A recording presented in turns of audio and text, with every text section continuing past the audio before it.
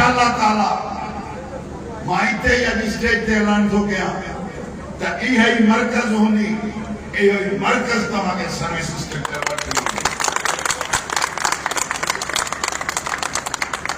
मां पंहिंजे बहरहाल तॾो मुंहिंजो आहे, मां ट्रक में पवण नथो चाहियां, पर मां पंहिंजनि दोस्तनि खे दावत थो ॾियां त अचो त पेटीएलएफ खे मज़बूत कयूं, अचो त अहिड़ी इज़त पायूं, अचो त अहिड़ो मान पायूं। पेटीएलएफ मज़बूत हूंदी त पाण बि मज़बूत हूंदासीं, जेकॾहिं पेटीएलएफ मज़बूत न हूंदी त पाण बि मज़बूत न हूंदासीं। मुंहिंजी गुज़ारिश आहे तव्हां सभिनी दोस्तनि खे, जेके छो जो हिते अॼु जेको ही प्रोग्राम थियो आहे उन में सुमर धनवार बि अथव, उन में हमीद बि अथव, उन में कमाल चन्नो बि अथव। छो जो इहा मुंहिंजी मोहबत आहे, इहो मुंहिंजो प्यार आहे इन्हनि दोस्तनि सां, इश्क आहे मुंहिंजो इन्हनि दोस्तनि सां।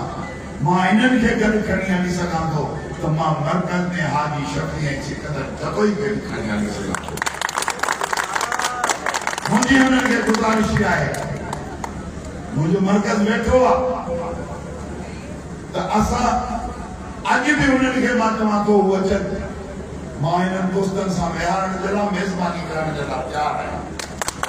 अचो पेटीएलएफ खे हिकु कयो, ख़ुदा पंहिंजी ज़ात जे लाइ। अॼु मौक़ो आहे, वरी मुंहिंजी तकरीर थोरी थींदे थींदे वरी वधे पई।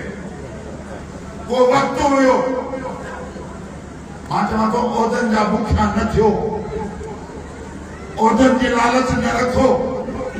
साईं इंतज़ार मुंहिंजो गवाह वेठो आहे, असांजो मुखालिफ़ साईं रफ़ीक दरबार वेठो आहे, मां ई साईं इंतज़ार। शायदि मूं किथे ॻाल्हि कई हुजे कंहिंखे पता ख़बर न हुजे, मां साईं इंतज़ार खे चयो मां सदर ते तो सदारत ते बीहंदुसि सिंध ते। साईं इंतज़ार जो असांखे क़बूल।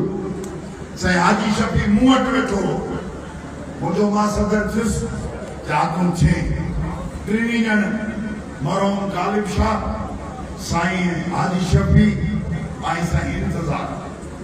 मुझो मां सदर थियुसि जे थियो, मुझो मूं सदारत साईं इंतज़ार खे ॾिनी थी वई।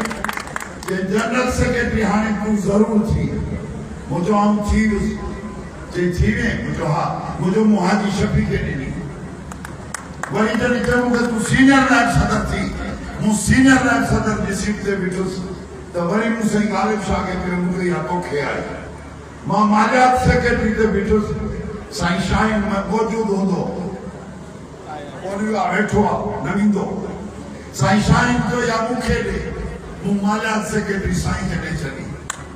वरी साईं खे चवां मोहम्मद साले काके पोटो, उहो साईं खे त मूंखे डिप्टी जनरल सेक्रेटरी ॾे त तोखे नौशहरो पंहिंजो जामशोरो हैदराबाद मटियारी 3 ज़िलनि जा वोट तोखे थो ॾियां।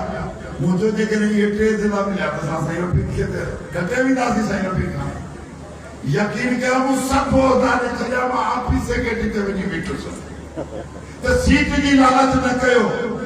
ख़ुदा मां तव्हांखां हक़ीक़त थो पर्दो खणां। अॼु जेका तव्हां मूंखे इज़त ॾिनी आहे, अॼु जेको तव्हां मूंखे मान ॾिनो आहे, उनजे लाइक़ बि हाणे आहियां या न आहियां, इज़त ख़ुदा जे हथ में। इज़त जंहिंखे बि खपे न, मान मूंखे न घुरो।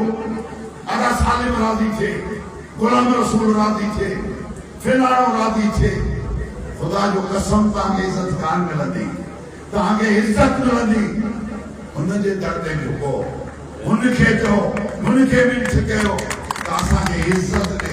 अलाह जी कसम तव्हांखे पंहिंजे मुंहुं पाणी जी इज़त ॾे। तव्हां सभिनी दोस्तनि जा, मां परे परे खां आहियां, सभिनी दोस्तनि जो, मां पंहिंजनि भेणनि जो ऐं पंहिंजे मर्कज़ जो ऐं महिमाननि जो ख़ासि करे ऐं शुक्रगुज़ार आहियां। लख थोरा। अस्सलामु अलैकुम या अली।